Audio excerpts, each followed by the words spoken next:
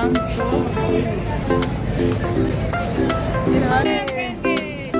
जय माँ गंगा मैया की। आपको जगह दी ऊपर आने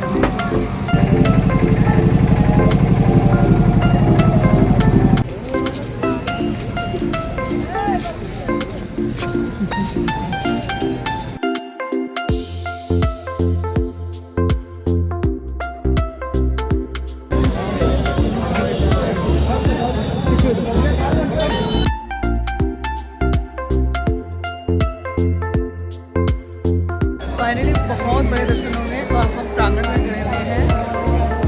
hello hello friends, good morning, Radhe Radhe. कैसे हैं सब?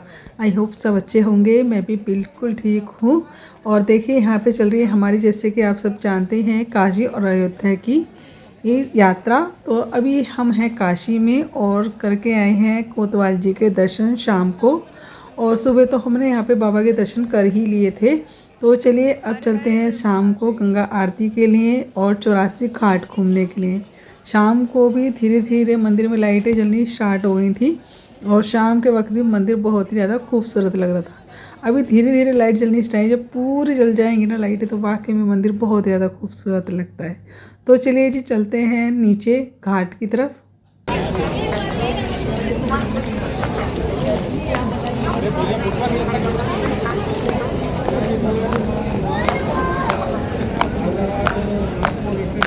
लोगों ने ना सच ही कहा है कि काशी जो जाए वो काशी का होके रह जाए। सच में सबके दिलों में बसती है काशी। जो एक बार चले गया सच में काशी का होके रह गया, उसके दिल में काशी बस जाती है। वो कहीं भी चले जाए फिर मन करता है कि फिर वहाँ पे जाया जाए, थोड़ी देर बैठा जाए भोले बाबा के पास, सामने बहती हुई गंगा को देखा जाए। बहुत ही अद्भुत नज़ारा, सच में दिल को छू लेने वाला नज़ारा है ये।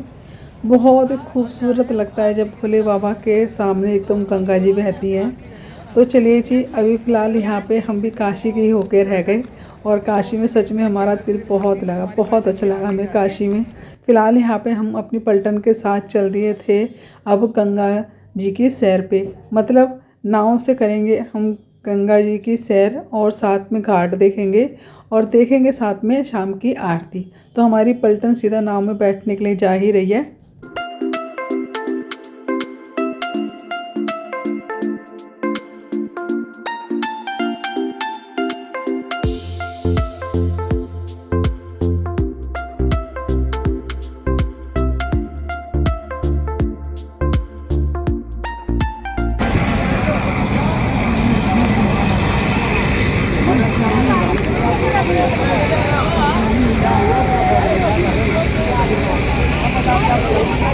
और देखिए हमने ना अपने लिए पूरी एक नाव बुक करी थी क्योंकि हमारा 11 जनों का ग्रुप था। आराम से तसल्ली से हमारे ग्रुप ने आराम से बैठ के पूरे घाट घूमे। तो जैसे कि सामने गेट देख रहे हैं मंदिर का, उसके बिल्कुल बराबर में ही है मणिकर्णी घाट।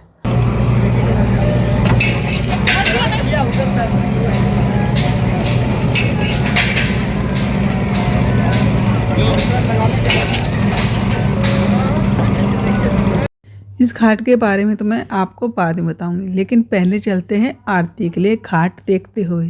तो सबसे पहले तो हमने ये घाट देख ही लिया था। वैसे नाव के द्वारा अब आओगे तो लास्ट में आपको ये घाट देखने के लिए मिलता है, या तो बैठते हुए शुरू में या फिर लास्ट में आते हुए। तो चलिए फ़िलहाल हमारी नाव चल दी थी बाकी घाट घूमते हुए आरती के लिए। शाम को आरती की तैयारी होनी शुरू ही हो गई थी। हमारी नाव थोड़ी सी लेट हो गई थी क्योंकि हम लेट पहुँचे अपनी नाव तक, लेकिन फिर भी हमें नाव वाले भैया ने बहुत ही अच्छे से आरती दिखा दी थी। तो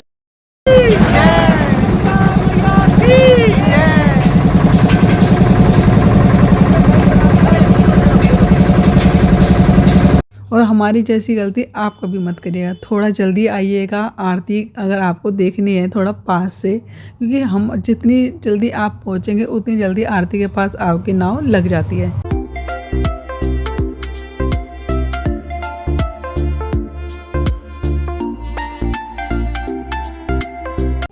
जैसे ही नाव शुरू होती है एक के बाद एक घाट आते चले आते हैं। पूरे 84 घाट हमें नाव वाले ने घुमाए और सारी ये हिस्ट्री बताते चले जाते हैं कि इस घाट की ये हिस्ट्री है, इस घाट की ये हिस्ट्री है। सारे लेन कतार घाट हैं, मतलब एक के बाद एक घाट आता चला जाता है और हर घाट अपनी एक न एक कहानी सुनाता है। कोई घाट मीराबाई का था तो कोई घाट राजा हरिश्चंद्र का था। सच में हर एक कहानी से जुड़ा है ये घाट।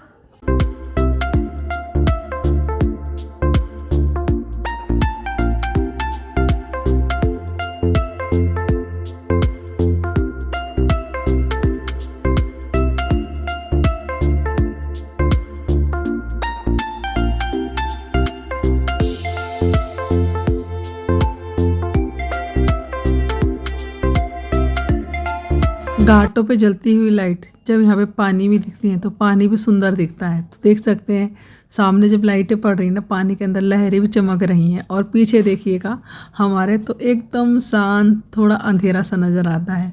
तो वो शांत वो रियलिटी है और ये है चमकती हुई गंगा जो हमें लाइटों से दिख रही है। और कुछ ही दूरी पे आ जाता है वो घाट जहाँ पे होती है आरती। आरती गंगा जी की 2 घाट पर होती है, तो पास ही पास वो दोनों घाट हैं। और जब नाव लग जाती है दोनों घाट पे तो पता ही नहीं चलता कि कौन से घाट पे आरती हो रही। दोनों घाट पे एक साथ आरती चलती है, तो किसी भी घाट पे आप देख सकते हैं आरती। तो ये देख रहे हो ना, जहाँ पे काफ़ी सारी नाव एक जगह रुकी हुई हैं, तो यहाँ पे हो रही है आरती। तो यहीं बगल में दूसरा घाट भी है जिस पे आरती होती है। तो 2 घाट ऐसे हैं जहाँ पे आरती होती है गंगा जी की। तो काफ़ी लोग तो जैसे नाव में बैठे हैं वो इस तरह देख रहे हैं नाव के द्वारा आरती को, और जो वहाँ जहाँ पे घाट है जहाँ पे आरती हो रही है तो वहाँ भी बैठ के आराम से आप आरती को देख पाते हैं।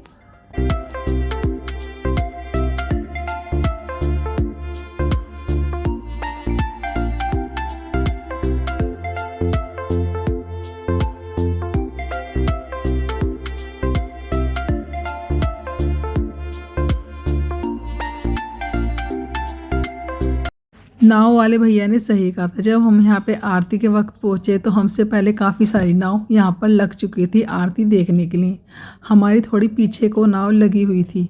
सटा के एक दूसरे से सारी नाव लग जाती हैं, पता ही नहीं चलता कि नीचे पानी भी है, क्योंकि सारी नाव ऐसे लग गई जैसे किसी रेड लाइट पे सारी आके गाड़ियाँ रुक जाती हैं। इसी तरह सारी नाव यहाँ पे आके रुक गई थी और हमारी नाव थोड़ी सी पीछे लगी हुई थी।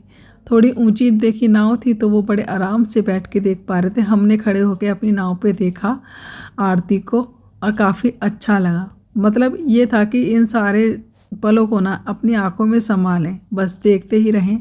फिर पता नहीं ये समय कब हमारे जीवन में आएगा, पता नहीं दोबारा बनारस आना होगा या नहीं। तो यहाँ पे 5 पता नहीं 7 जने होते हैं जो मिलकर ये आरती को करते हैं। उनकी ड्रेसें भी अंधेरे में भी अलग ही चमकती हैं और बड़े बड़े दिए लेके जब ये गंगा जी की आरती करते हैं सब जने रुक जाते हैं वहाँ पे आरती को देखने के लिए। सच में बहुत ही अद्भुत दृश्य था।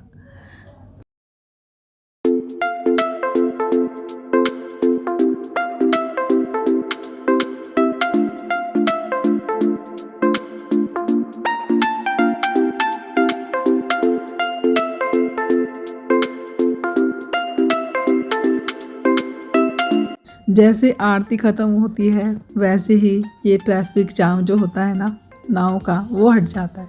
बड़ी सावधानी से नाव वाले सारे अपनी अपनी नाव को हटाते हैं। वाकई में बड़ा ही मेहनत का काम है। रोड पे गाड़ी चलाना आसान होता है, लेकिन पानी में नाव को तैराना और उस शाम को हटाना, जरा सी लापरवाही बहुत बड़ी दुर्घटना हो जाती है। लेकिन बड़ी सावधानी से नाव वाले अपनी अपनी नाव को बड़ी ही सावधानी से ये लोग हटाते हैं और कब में कब ये जाम खुल जाता है पता ही नहीं चलता। वो भी नज़ारा बहुत ही देखने के लायक होता है। तो चलिए शुरू हो गई फिर से हमारी यात्रा घाट घूमने की। कुछ देर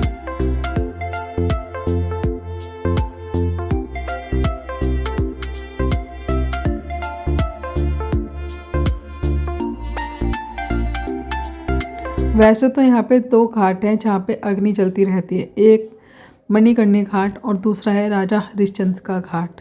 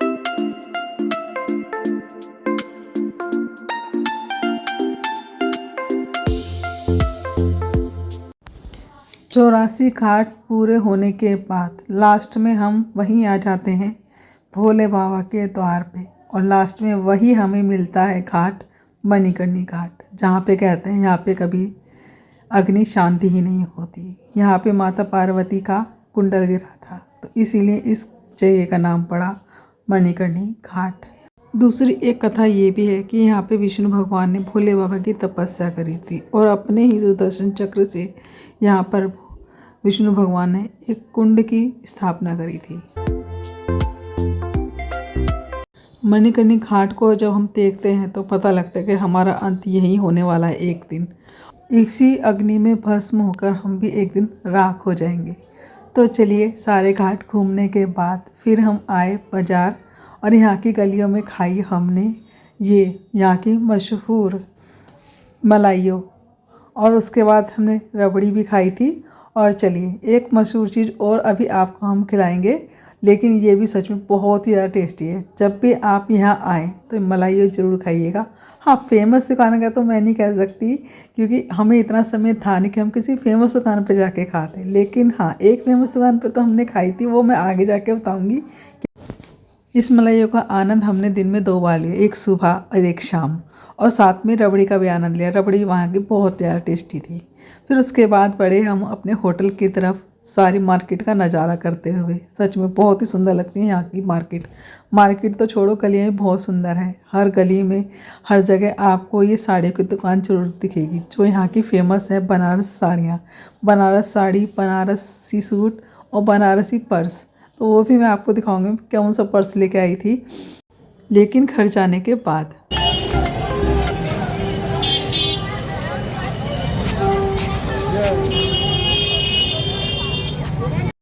मलाइयों का आनंद लेने के बाद उसके बाद हमने खाई यहाँ पे चाट, जो कि है काशी चाट भंडार। बहुत ही ज़्यादा फेमस है ये, और सच में बहुत ही ज़्यादा टेस्टी होती है। जब भी आप चाहें तो यहाँ पे काशी भंडार की चाट जरूर खाइएगा।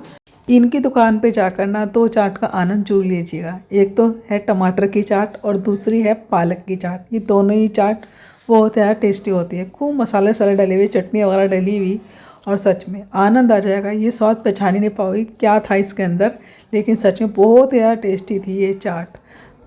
Hello friends, good morning, Radhe Radhe. कैसे हैं सब? आई होप सब अच्छे होंगे। मैं बिल्कुल ठीक हूँ। सुबह के बज गए हैं 4:30 और हम नहा धो के हो गए हैं तैयार। आज हमारा दूसरा दिन भी है काशी में, और बस यहाँ पे फिर से आज सुबह हम जा रहे हैं भोले बाबा के दर्शन करने के लिए। तो चलिए, बने रहिए वीडियो में, और चलिए चलते हैं काशी विश्वनाथ के फिर से सुबह दर्शन करने के लिए। जल्दी पहुंचने के कारण हमने कर ली थी रिक्शा, लेकिन हमने गलत करी थी रिक्शा। हमारा सीधा रास्ता था मंदिर तक पहुंचने का। सामने घाट रहता है, वहीं घाट से आप सीधा मंदिर जा सकते थे, लेकिन ये रिक्शा हमें थोड़ा सा घुमा के लेके गया किसी दूसरे गेट से। वहाँ गलियों में से निकल के तब हम पहुँचे मंदिर। फ़िलहाल यहाँ पे 5 बजे के बाद ही एंट्री मिलती है मंदिर के अंदर। वैसे तो यहाँ पे कई आरतियाँ होती हैं, सुबह 4 बजे वाली भी होती है अगर पहुँच पाए तो, क्योंकि यहाँ पे सारे गेट बंद हो जाते हैं। टिकट वालों को ही अंदर जाने नहीं दिया जाता है। चलिए, फ़िलहाल हमारे यहाँ दर्शन हो गए थे अंदर, बहुत ही बढ़िया। फिर उसके बाद हमने बाहर निकल के लिए यहाँ पे फ़ोन अपने, और बस यहाँ पे फिर से हमने कुछ फ़ोटो वोटो खींची, और ये अपने कैमरे में कैप्चर कर लिया मंदिर, जिसको देखते हैं तो ऐसा लगता है अभी भी कि हम बनारस में ही हैं। तो चलिए, यहाँ पे दर्शन करें, फ़ोटो वोटो खींची। उसके बाद फिर हम गए अन्नपूर्णा मंदिर। सुबह दर्शन करके जो सुकून मिला है ना मन में, सच में ये भी नज़ारा सच में अद्भुत था। कल दर्शन करने के लिए आए थे, जब कैसा मंदिर होगा, कैसा क्या होगा, वो देखने की इच्छा थी। आज इच्छा मन में ये थी कि सुबह अंधेरे ही उठ के बाबा के हम दर्शन करेंगे। फाइनली बहुत बड़े दर्शन हो गए, और हम प्रांगण में खड़े हुए हैं अंदर, और अंदर यहाँ से एंट्री है, यहाँ से एंट्री अंदर। गोल्डन टेम्पल बना हुआ है ना अंदर जो गोल्डन टेम्पल है उसी में दर्शन होगा। तो वहाँ जाके सर यहीं से एंट्री। चलो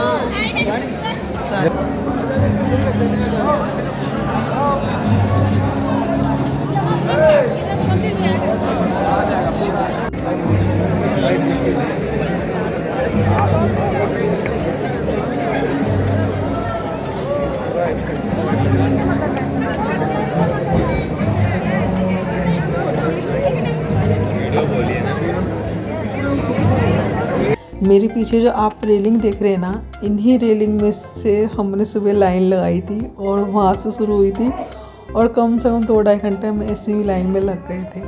और काफ़ी अच्छी खासी भीड़ यहाँ पे आराम से दर्शन कर सकती है, कोई टेंशन नहीं। 4 गेट बने, चारों गेटों से ही बढ़िया दर्शन होते हैं बाबा के। तो इसीलिए बोल रहा था क्या भाई घूम गया यही रास्ते। बाबा के दर्शन किए, फिर उसके बाद हमने अपना लॉकर में से निकाले फ़ोन और उसके बाद फिर पतली गलियों से होते हुए पहुँचते हैं हम अन्नपूर्णा मंदिर। सुबह सुबह सच में इतना अच्छा लग रहा है ना, बहुत ही ज़्यादा। चेहरे देख रहे हो सूजे पड़े हैं नींद ना पूरी होने के कारण। ट्रेन में वैसी नींद नहीं आती और आज रात हम वैसे ही 2:30 बजे रात के उठ गए थे। दिन में भी थोड़ी देर लेटे थे कल, लेकिन वो आराम कहाँ मिलता है जो घर पे आराम मिलता है। सुबह 4 बजे से ही गलियों में रौनक नज़र आने लगती है मंदिर की। और ये देखिए पतली गली में ही लोग वाक चलकर लोटा लेते हुए नंगे पाँव मंदिर की तरफ जाते हुए नजर आते हैं। और हमने तो दर्शन कर लिए थे, तो हम पहुँचे अब अन्नपूर्णा मंदिर दर्शन करने के लिए। रात को भी, कल दोपहर में, सुबह भी दर्शन किए थे और फिर उसके बाद अब हमने किए हैं आज फिर अंधेरी दर्शन। अन्नपूर्णा के दर्शन करने के बाद फिर आके बैठे हम यहाँ के प्रांगण में। बड़ा सुकून मिलता है प्रांगण में बैठकर। विशाखा लक्ष्मी माता शक्तिपीठ टेम्पल। माता, हाँ यही तो, यही अगल बगल में ही।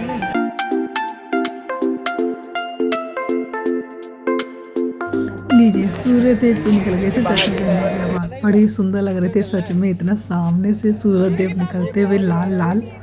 और वाकई में गंगा तट देखने का नज़ारा सूर्य देव उगते का तो बड़ा ही गजब था। अब दिल में एक आशा थी कि क्यों ना, जब इतनी दूर आए हैं तो क्यों ना एक माता रानी का जो इतना प्रसिद्ध शक्तिपीठ है उसको देख के जाया जाए। यहाँ पे कुछ ही 3 मिनट की दूरी पे था विशालाक्षी मंदिर, जो गौरी माता को समर्पित है। कहते हैं कि यहाँ पे माता गौरी का कुंडल गिरा था, इसलिए यहाँ पे ये एक शक्तिपीठ बना। और साथ ही इस मंदिर में काफ़ी सारे शिवलिंग मिल जाएंगे आपको, जिनके पास बैठे पाएंगे आपको नंदी। चलिए जी, शक्तिपीठ के दर्शन करने के बाद उसके बाद हम निकल दिए अपने होटल की तरफ, क्योंकि हमारे साथ कुछ लोग थे जो अभी आए नहीं थे।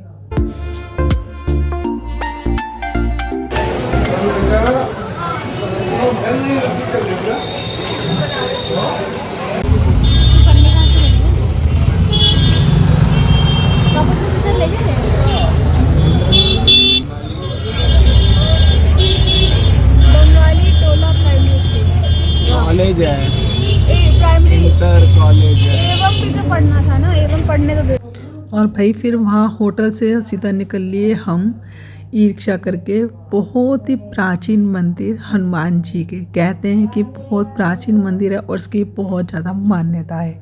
तो चलिए, ये मंदिर तो आपको मैं दिखाऊंगी अगले वीडियो में। फ़िलहाल वीडियो को यहीं एंड कर लेती हूँ, क्योंकि वीडियो बहुत ही ज़्यादा लंबा होता जा रहा है। चलिए मिलते हैं अगले वीडियो में आपको हनुमान मंदिर के अंदर। तो वीडियो आपको कैसा लगा कमेंट्स करके ज़रूर बताइएगा। अगर वीडियो अच्छा लगे तो वीडियो भर भर के लाइक करिए, नहीं तो सब्सक्राइब करिए, वीडियो ज़्यादा शेयर करिए। तो tata bye bye, Radhe Radhe, Har Har Mahadev.